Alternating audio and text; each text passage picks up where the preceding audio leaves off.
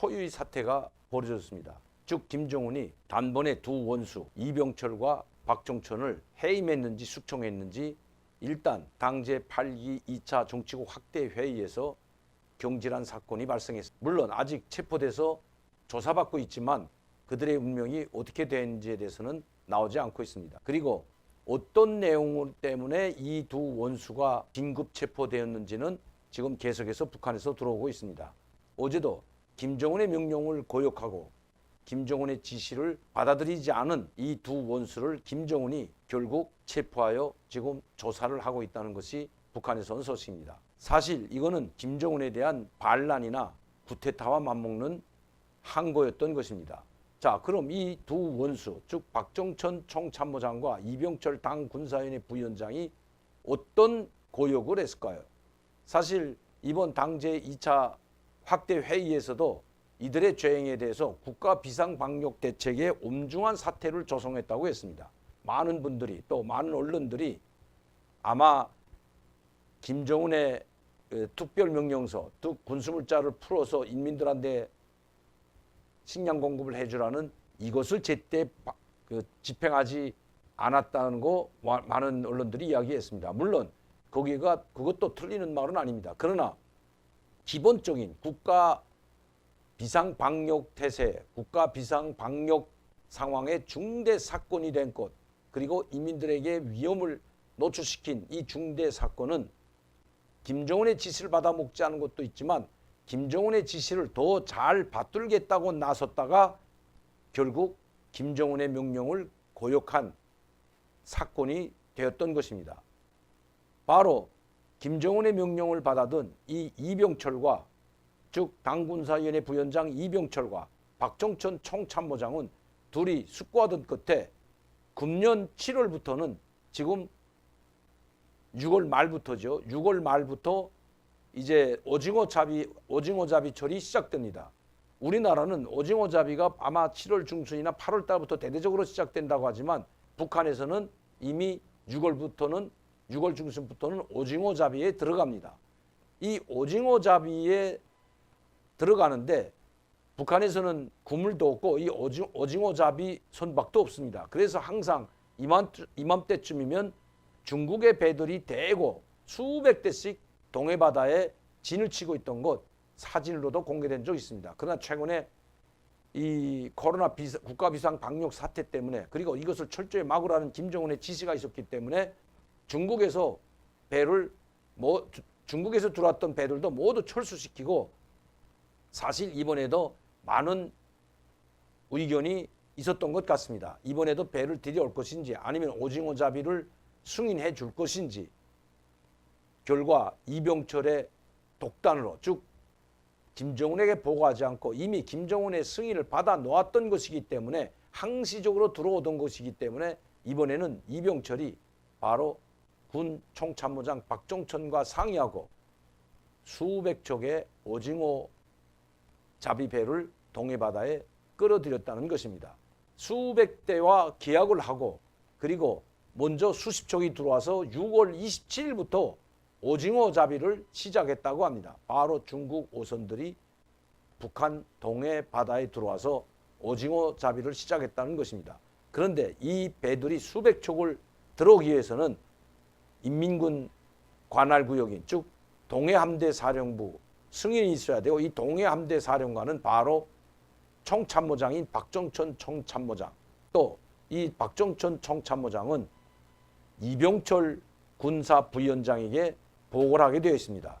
그러면 이병철은 김정은의 승인을 받아서 해야 되지만 이번에는 김정은의 승인을 받지 않고 직접 이 배를 수십 척, 즉 중국의 오징어잡이 배들을 수십 척이나 동해 바다에 들여놨다는 것입니다. 그런데 그냥 들어와서 오징어를 잡는 것이 아니라 이 배들이 들어올 때 상당한 양의 설탕과 콩기름, 쌀, 그리고 소기와 같은 이런 제품을 싣고 들어와서 동해함대 사령부 군 부두에 조반하고 이 물자들을 모두 내려놨다고 합니다.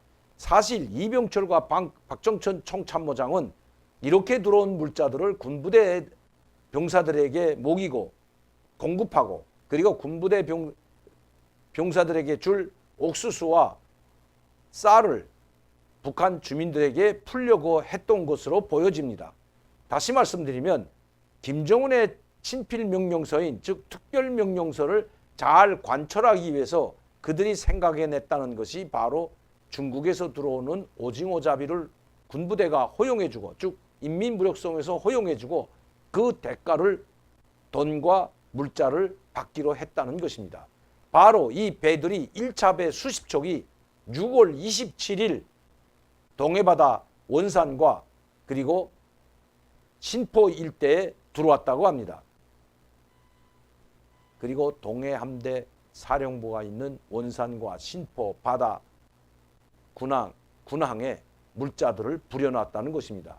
문제는 지금 국가 비상방역 특별비상방역 명령이 떨어져 있는 상황에서 그것도 종기적인 중국과 북한에 오가는 무역선마저도 중국에서 물자를 싣고 북한에 돌아오면 남포항에 접안하기 전에 약 바다에서 14일에서 28일간 격리하는 것이 기본인 것입니다.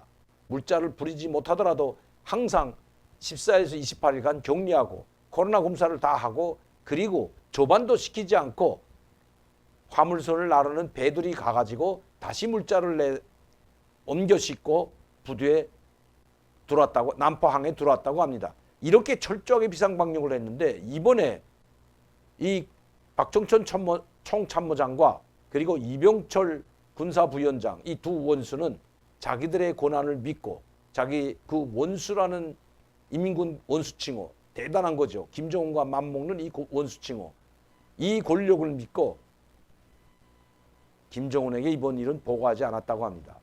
그런데 도에 있는 도 비상방역대책본부에서 이 사실을 신고받고 바로 국가비상대책본부에 보고를 했는데 이 국가비상방역대책위원회 위원장이 바로 조영원인 것입니다. 이 조영원이 이 소식을 받고 김정은에게 직접 보고했다고 합니다. 이번에도 결국은 조영원 때문에 또다시 두 장군이 두 원수가 목이 날아가게 생겼습니다. 그러나 어제도 말씀드렸지만 최상권 당전의 정치국위원이며 비서인 이 최상권 비서는 그 자리에서 끌어내서 체포해서 데려갔지만 박정천과 이병철은 그렇게 할 수 없었습니다. 왜냐하면 지금까지 인민군 수장들, 인민무력성이나 총참모장들이 수도 없이 총살됐기 때문입니다. 그렇지 않아도 인민군 부대 장병들 속에서 특히 이 최전방에 나와 있는 일선 부대 장병들의 움직임이 심상치 않은 상황에서 그들마저 말하자면 이 박정천 총참모장과 이병철 군사부위원장을 주속단에서 끌어냈다면 아마 인민군 장병들의 분노가 김정은에게 향했을 수 있다는 것이었습니다. 여러 차례 인민군 장군들, 총참모장이나 인민무력상이 날아갈 때는 그래도 인민군 병사들의 물질문화 생활수준, 공급도 제대로 하지 못하는 그런 책임을 물어 총살했기 때문에 병사들이 어느 정도 그래도 김정은에 대해서 신뢰를 가지고 있었지만 이제는 너무나 많은 인민군 총참모장과 인민무력성 무력상 즉 인민무력부장을 총살했고 계속해서 숙청해 나갔기 때문에 지금까지 숙청된 사람이 총참모장, 총정치국장, 인민무력상이 12명에 달합니다. 1년에 한두 명씩 계속해서 목이 잘려나갔다는 것입니다. 그런데 이번에 두 사람을 인민군들의 사기, 인민군 병사들의 사기를 높여주기 위해서 원수 칭호를 주자마자 6개월도 안 돼서 그들의 목을 친다면 그야말로 구테타도 일어날 수 있다는 것입니다. 오죽했으면 지금 평양 시내는 비상특별정비주간이 선포되었겠습니까? 이 두 원수를 체포한 것과 동시에 지금 평양시는 특별경비주간으로 선포되어 일체 평양시로 들어오는 모든 사람들을 차단하고 비상사태에 들어가 있다고 합니다. 그만큼 지금 평양시가 살벌하다고 합니다. 이 두 원수 박정천과 이병철의 권력이 그만큼 막강했다는 증거로 보여집니다. 이번에 아마 이 둘 중에 두 명을 다 숙청하기는 김정은에게도 버거울 것 같습니다. 아무리 자기 명령을 거역하고 그리고 국가 비상방역 대책에 큰 중대한 오명, 중대한 사건을 범했지만 두 사람 다 숙청하기에는 버겁다는 것이 북한에서 온 소식입니다. 만약에 두 명 다 처용할 것 같았으면 최성관 같이 이번 2차 당 정치국 확대회의 주석단에서 바로 그들을 내렸어야 했다는 것입니다. 그러나 박종천과 이병철은 끌어내리지 못했습니다. 아마 그들이 어떻게 되는지는 시간이 지나면 나올 것 같습니다. 박종천 총참모장, 아마 이 사람은 살아남기 힘들 것 같습니다. 그러나 이병철은 북한의 군수력 강화, 즉 핵무기와 대륙간 탄도미사일, 신형 잠수함과 같은 북한의 거대한 전략 전술 무기들을 만드는데 지대한 공로가 있기 때문에 벼락 출세를 했을 뿐만 아니라 당정인의 정치국 상무위원까지 올라갔고 급기야 인민군 원수 칭호까지 받았습니다. 이 사람을 함께 숙청하기는 힘들다는 것이 북한에서 온 소식입니다. 지금 인민군 장병들이 이들이 어떻게 되는지 주시하고 있다고 합니다. 만에 하나 이 둘이 다 잘려나가고 숙청된다면 인민군 병사들의 사기는 물론이고 사기가 땅바닥에 떨어지는 것은 물론이고 그리고 자기들을 먹이겠다고 자기 병사 생활과 그리고 부식물과 먹는 문제를 해결하겠다고 중국 배들을 끌어들여 가지고 물자를 싣고 온 이병철과 박종천의 소행은 자기들을 위한 것이었다고 생각한다는 것입니다. 이번에 물자를 싣고 들어온 오징어잡이 중국 어선들도 모두 체포되었다고 합니다. 아마 이 문제는 중국과 북한이 따로 논의할 것 같습니다. 왜냐하면 중국의 수많은 배들이 체포되었기 때문에 지금 구금되어 있고 그들도 코로나19 검사를 하고 14일간 격리당하고 배들은 압수되었기 때문에 어떻게 될지 알 수가 없다는 것입니다. 아마 중국도 이번에 이 문제와 관련해서 가만히 있지 않을 것 같습니다. 왜냐하면 이것은 인민무력성, 즉 인민군 총참모부에서 두 원수가 승인했기 때문에 들어갔던 것입니다. 그런데 그들을 죄 없이 물자만 뺏기고 돈만 뺏기고 또 사람까지 체포하고 배까지 압수하게 된다면 북중 관계는 그렇게 순탄치만은 않을 것 같습니다. 물론 겉으로는 혈맹이요 압록강물이 푸른 물처럼 영원하듯이 북중 관계는 영원하다고 하지만 겉과 속이 다른 것이 바로 북한과 중국이기 때문입니다. 지금까지 그렇게 흘러왔습니다. 이제 조금 있으면 아마 이 문제도 발표할 것 같습니다.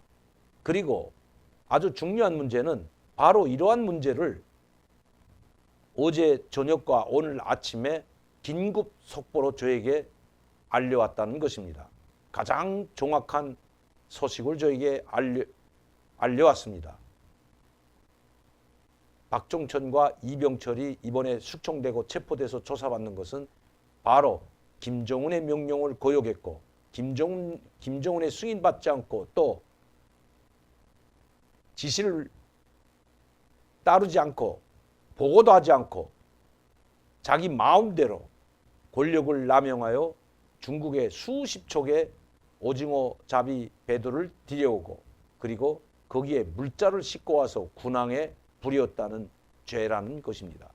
이것이 그들이 범한 가장 큰 범죄 행위고 김정은이 이야기했던 바로 가장 중요한 사건이 발생했다는 인민생활과 관련한 가장 중대한 사건, 즉 코로나19 방역, 비상방역을 위반하고 인민들의 안전과 생활에 중대한 위협이 되는 사건이 터졌다는 것은 바로 이것을 염두에 뒀던 것입니다. 조영원의 보고에 따라 김정은은 즉시 당 정치국 2차 확대회를 열고 모든 간부들을 다 불러놓고 이 사태를 심각하게 비판했을 뿐만 아니라 그 자리에서 최상권은 체포했던 것입니다. 바로 경고를 모든 간부들에게 누구도 예외되지 않는다는 것을 경고 주기 위했다는 것이 북한에서 온 서식입니다.